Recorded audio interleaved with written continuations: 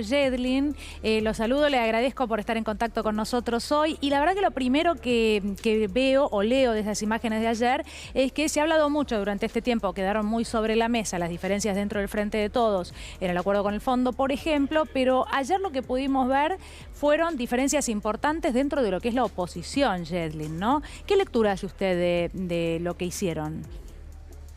No, lo de ayer fue realmente, yo lo dividiría en dos partes. Por un lado, un discurso presidencial, que fue un discurso claro, de diagnóstico muy duro, de autocrítica importante, en donde palabras como inflación, deuda, desocupación ocuparon parte del discurso en el diagnóstico, pero también un discurso lleno de pandemia y también un discurso lleno de esperanza, ¿no? Un discurso en donde mostramos cómo la Argentina pudo superar la pandemia en base a una campaña de vacunación que fue muy exitosa, no dicho por nosotros, obviamente no dicho por la oposición, pero sí dicho por la Organización Mundial de la Salud, entre los países con más de 30 millones de personas.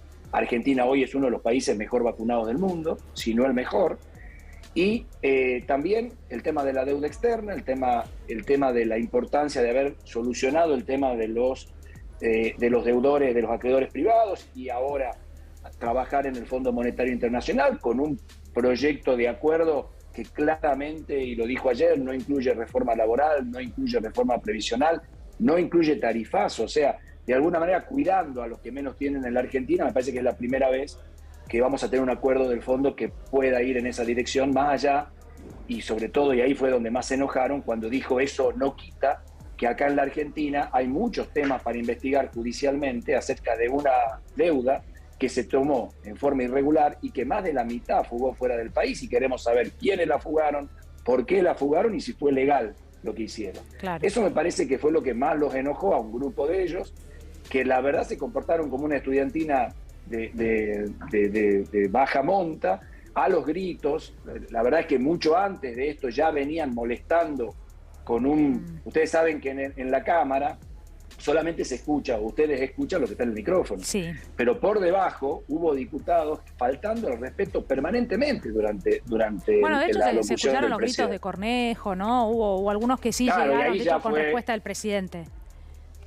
Lo de Cornejo fue una cosa, aparte de amenazas, como diciendo no vas a tener los votos, como si nosotros pudiéramos cambiar justicia por un voto de un acuerdo del Fondo Monetario en una deuda que tomaron ellos.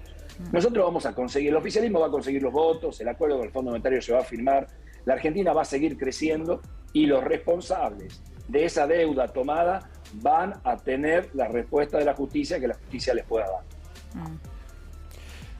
Senador, usted ha sido ministro de Salud, ha integrado la Comisión de Salud y se plantearon en el discurso del presidente varias cuestiones vinculadas a la salud, incluso a la salud mental, algo fundamental en este momento post-pandemia, ¿no? Obviamente a eso me refiero. ¿Cómo vio esa parte, ese momento del discurso del presidente?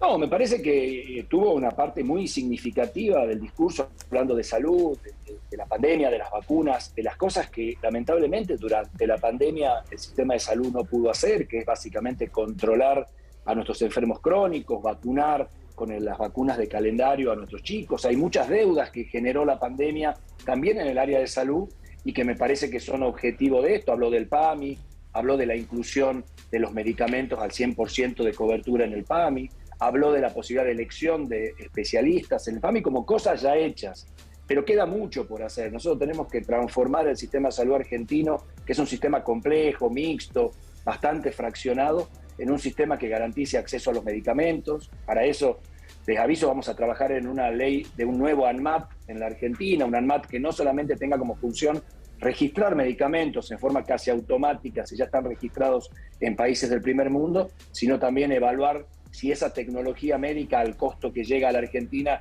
tiene sentido incorporarla al sistema sanitario solidario argentino. Y en ese sentido vamos a seguir trabajando porque en el capítulo inflación, así como la inflación de alimentos es la que más nos preocupa, sobre todo porque la guerra seguramente tienda a empeorarla, también la inflación de medicamentos es un tema de altísima preocupación para el sistema sanitario, porque aumenta muy por arriba de la inflación general y genera problemas de acceso en un país donde, como ustedes saben, la salud es un derecho y el medicamento un bien social, y por lo tanto el Estado tiene la obligación de cuidar esos precios de medicamentos.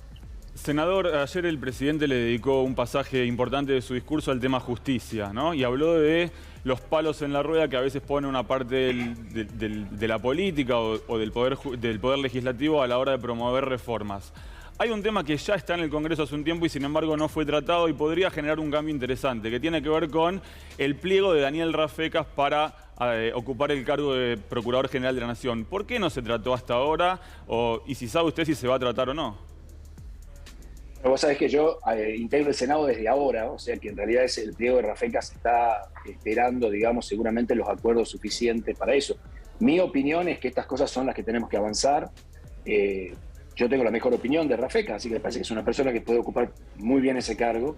Y me parece que desde ya la reforma judicial federal que se habló, que básicamente tiene que ver con la posibilidad de ampliación de juzgados y fiscalías en todo el país, generando la posibilidad de mejor acceso a la justicia, por supuesto viene de la mano también de la decisión política, legislativa, de la designación de jueces en estos lugares, ¿no? Porque la provincia de Tucumán necesita más juzgados, pero también necesita que los juzgados no ocupados, porque están vacantes, sean cubiertos. Así que me parece que en ese sentido fue muy duro con el tema de la justicia, sobre todo estando la Corte Suprema presente ahí, pero me parece que hay cosas en la Argentina que las tenemos que decir entre todos, y ahí estaba el gobierno en pleno, ¿no? El Poder Ejecutivo, el Poder Legislativo y la Corte Suprema de Justicia, escuchando cuáles son los problemas que tenemos. ¿Tenemos problemas en economía?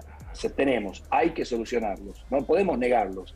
La justicia es lo mismo, tiene un montón de problemas y tenemos que solucionarlos. Y me parece que es en ese camino que la nueva ley de CAM, que fue mandada por el Ejecutivo, esta ley pendiente, la designación de Rafecas o de quien sea en ese lugar, es importante para que la justicia, digamos, el Poder Judicial de alguna manera, genere mejor justicia para todos los argentinos. Sherlyn, muchísimas gracias por haber hablado con nosotros. Gracias, Daniela, que estén muy bien.